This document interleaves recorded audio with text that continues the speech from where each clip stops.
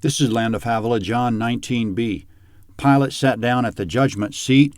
The crowd cried out, "Crucify!" And then, verse 16, "So then he delivered him to them to be crucified. So they took Jesus and led him away. He went out bearing his cross." Comment: Jesus went out carrying his cross, but he didn't carry it all the way to the place of the crucifixion. At some point, the soldiers forced a man coming in from the country to carry it for him, one Simon of Cyrene, Matthew 27:32, Mark 15:21, and Luke 23:26. There's no specific indication of why Jesus didn't carry it all the way himself, but the common presumption is that he was too weak from his flogging. Simon followed with the cross as they led Jesus ahead, Luke 23:26. They all came, still in verse 17, to a place called the place of a skull, which is called in Hebrew Golgotha, where they crucified him, and with him two others, on either side one, and Jesus in the middle. Comment: They crucified Jesus at, quote, the place of a skull, which is Greek cranion, from which we get our word cranium. The Latin for it is Calvaria, and the English of that is Calvary. There's no indication of how the place got its name, but maybe it was a hill shaped like a cranium, which is the top part of a skull. They crucified him with two robbers, one on his right and one on his left, Matthew 27:38 and Mark 15:27. This was a fulfillment of Isaiah 53:12, quote, "He was numbered with the transgressors." Verse 19. Pilate wrote a title also and put it on the cross. There was written, "Jesus of Nazareth, the King of the Jews." Therefore many of the Jews read this title, for the place where Jesus was crucified was near the city, and it was written in Hebrew, in Latin, and in Greek. The chief priests of the Jews therefore said to Pilate, "Don't write the King of the Jews, but he said, 'I am King of the Jews.'" Pilate answered, "What I have written, I have written." Comment: The irony is that, quote, the world didn't recognize him, John 1:10, but the sign above his head said exactly who he was, that he was the King of the Jews. Most of them thought the sign was a ridiculous exaggeration, but it was a ridiculous understatement. He was King of the universe, quote, "Without him nothing was made that was made," John 1:1. When Pilate ordered those words be put on the sign, he was like others who spoke the truth in prophecy without knowing it, such as Caiaphas when he said it was expedient for one man to die for the nation rather than the whole nation perish, John 11:50, and the Jews who said, "We have no king but Caesar," John 19:15. Verse 23. Then the soldiers, when they had crucified Jesus, took his garments and made 4 parts, to every soldier a part, and also the coat. Now the coat was without seam, woven from the top throughout. Then they said to one another, "Let's not tear it, but cast lots for it to decide whose it will be," that the scripture might be fulfilled which says, "They parted my garments among them, for my cloak they cast lots." Therefore the soldiers did these things. Comment: The scripture John references is Psalm 22, which describes the crucifixion from Jesus' viewpoint in some detail. In part it says, quote, "They pierced my hands and my feet. I can count all my bones. They look, they stare at me. They divide my garments among them, and for my clothing they cast lots," end quote. Also in prophecy that Jesus' coat wouldn't be torn, God specified in Mosaic law that the high priest of Israel should wear a coat constructed so that, quote, "there shall be an opening at its top in the middle of it. Around its opening there shall be a binding of woven work like the opening of a coat of mail, so that it will not be torn," Exodus 28:32. The coat was one of the high priest's symbols of authority. If the neck opening were reinforced to the strength of iron mail, his symbol of authority couldn't be torn from him.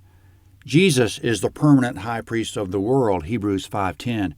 His coat wasn't torn, and his authority cannot be torn from him, verse 25.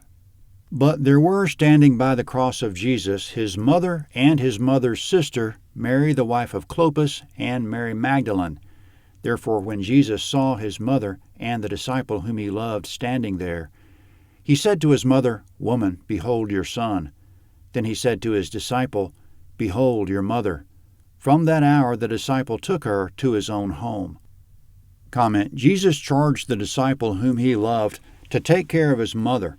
That would be the disciple John. John was faithful to the charge, quote, from that hour the disciple took her to his own home, end quote.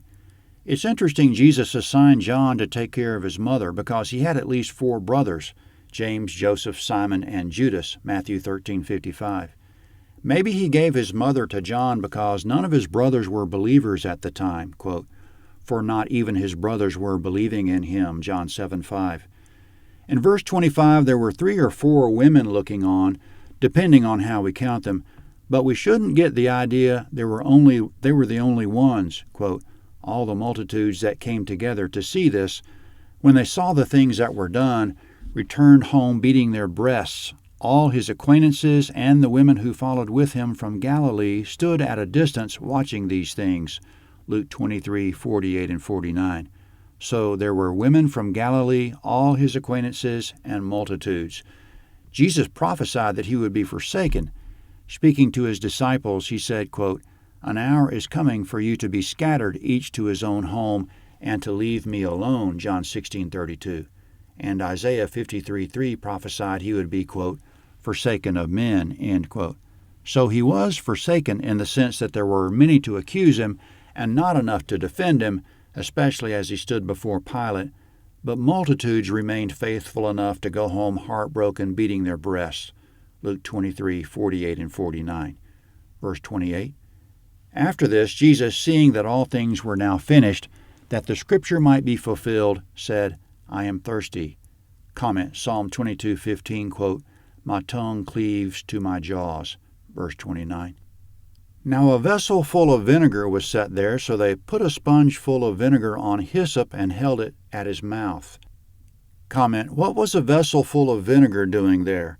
According to the NET Bible translation notes, vinegar highly diluted with water was a common drink. It makes sense because vinegar is highly acidic and would have the ability to purify contaminated water. So the vinegar was probably there for the soldiers. They stayed throughout the crucifixion, John 19:23, 25, 32, and 34. Naturally, the soldiers would have been equipped with something to drink. But it seems they gave Jesus undiluted vinegar to mock him, Luke 23:36. They also gave him, quote, wine mixed with gall, and after tasting it, he was unwilling to drink, Matthew 27:34. Psalm 69:21, quote, they also gave me gall for my food, and for my thirst they gave me vinegar to drink. Verse 30. When Jesus therefore had received the vinegar, he said, it is finished. He bowed his head and gave up his spirit.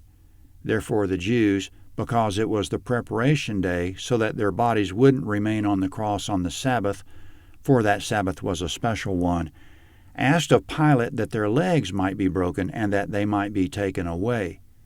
Comment, the Jewish leadership didn't want the bodies on the crosses after sundown because of the Mosaic commandment, quote, if a man has committed a sin worthy of death and he is put to death, and you hang him on a tree, his corpse shall not hang all night on the tree, but you shall bury him the same day.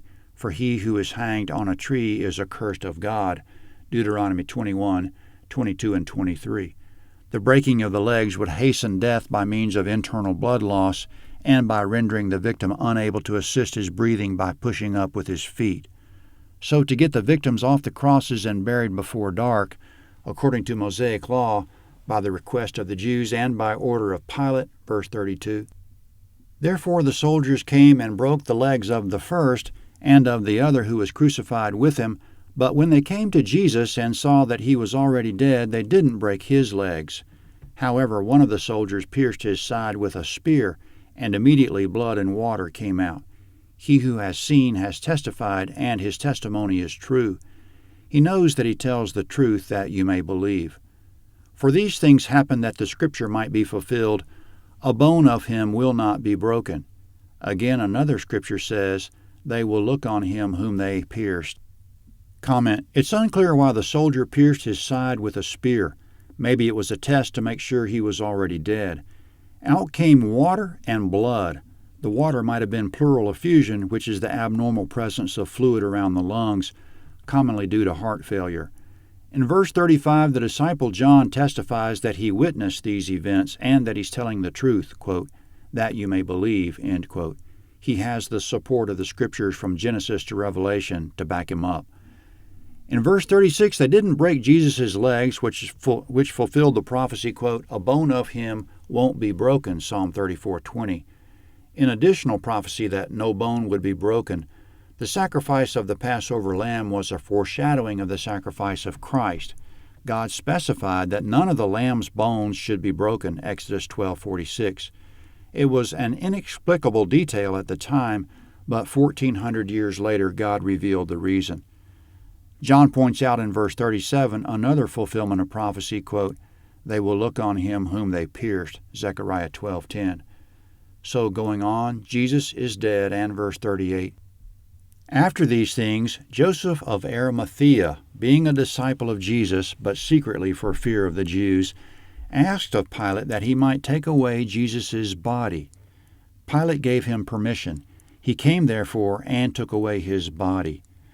Nicodemus, who at first came to Jesus by night, also came bringing a mixture of myrrh and aloes, about 100 Roman pounds. So they took Jesus' body and bound it in linen cloths with the spices, as the custom of the Jews is to bury. Now in the place where he was crucified there was a garden. In the garden was a new tomb in which no man had ever yet been laid.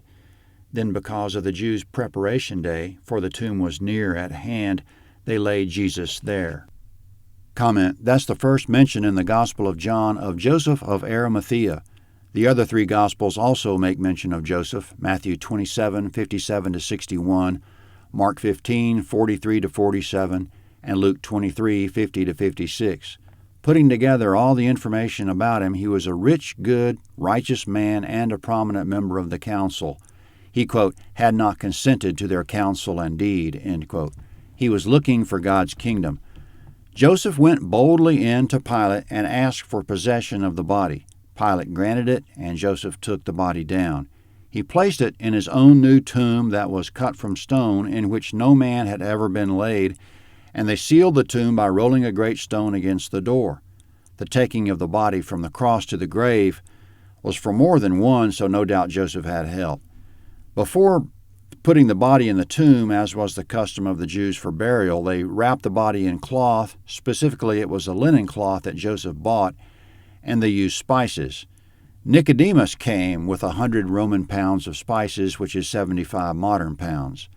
The women who came with Jesus out of Galilee followed the body as Joseph took it to the grave.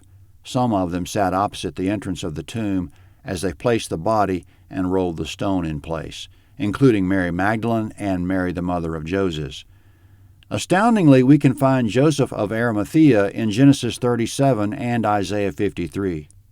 Genesis 37 is the history of another Joseph, the son of Jacob, but simultaneously it's a prophecy of Christ. In that chapter, Joseph's brothers put him in a pit to leave him for dead. So now that we come to the day of crucifixion, 1,400 years later, what was the name of the tomb in which they placed Jesus? It was Joseph's tomb, or Joseph's pit. Joseph of Arimathea owned it. But Genesis says of Joseph's pit, quote, "The pit was empty. There was no water in it," end quote. This was a prophetic reference to two things. First, Jesus' tomb was empty. There was no body in it until they put Jesus there. And secondly, about there being no water in Joseph's pit, this meant that Joseph didn't have to worry about drowning. Likewise, there was nothing in Joseph of Arimathea's tomb that could hurt Jesus. Isaiah 53:9 says of Jesus in prophecy that he was, quote, "with a rich man in his death, although he had done no violence, nor was any deceit in his mouth," end quote. Joseph of Arimathea was the rich man who was with Jesus at his death. Also astoundingly, Nicodemus is in Genesis chapter 37 as well. After Joseph's brothers placed him in the pit and sat down and ate, along came a caravan of camels to the pit with a load of gum, balm, and myrrh. Likewise, when they put Jesus in the tomb, along came Nicodemus with a load of myrrh and aloes, 75 pounds. John 20 is next at landofhavilah.net. John 20.